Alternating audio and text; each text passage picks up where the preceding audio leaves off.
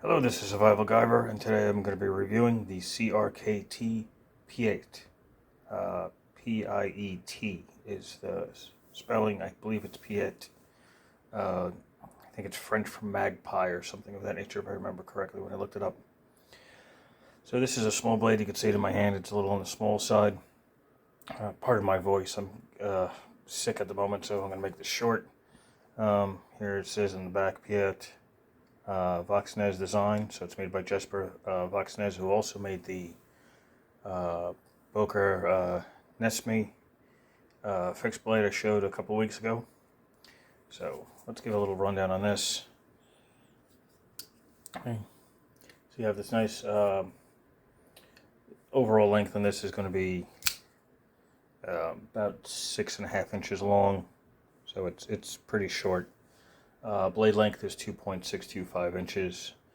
The width is only about 1 inch. The blade thickness is 0.14 or 13 inches, if I remember correctly. It's a spear point.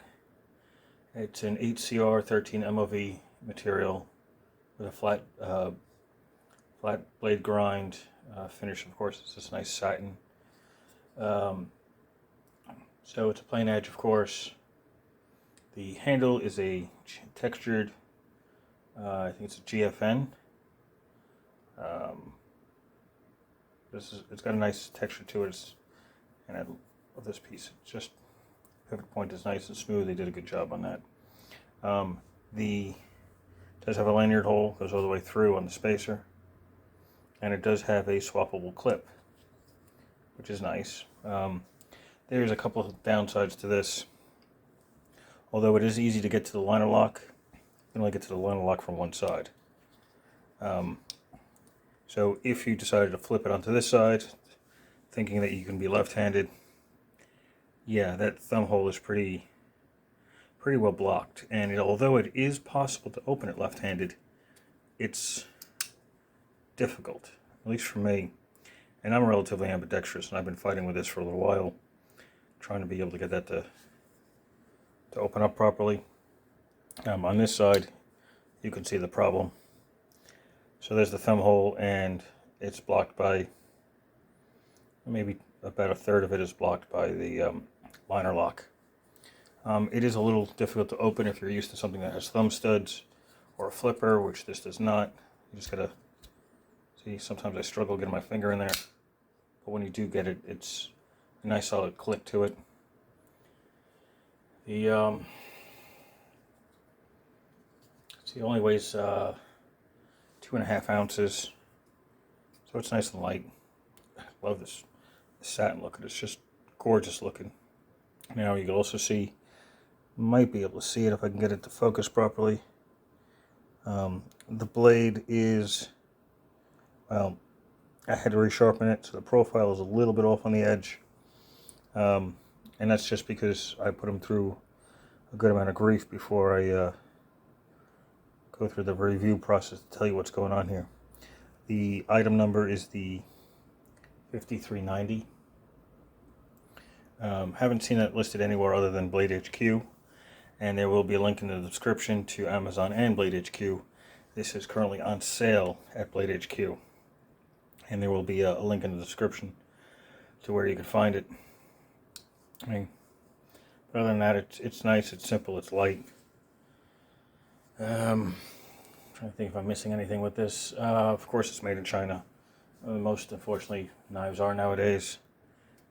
So you can open it left-handed with your middle finger, but it's difficult. And the funny part about this is, when I ordered this from Blade HQ, I got 2 of them. So I guess it was so cheap I didn't realize it in the cart, and I had 2.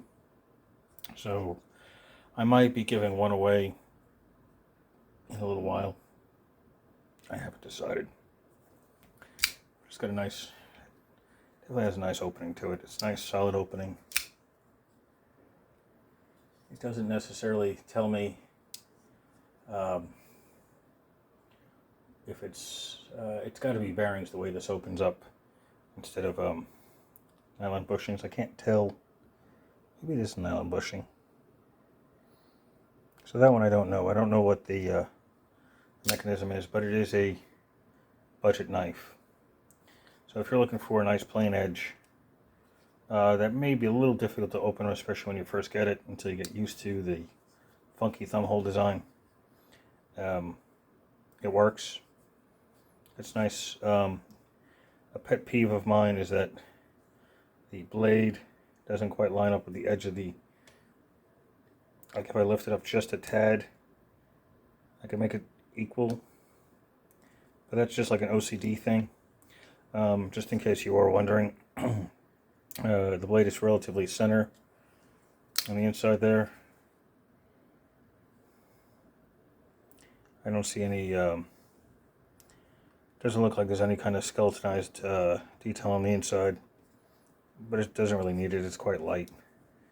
There is no play left or right or up or down. It's quite solid, which might explain why it's difficult to open initially. But that's it. So that is the CRKT Piet.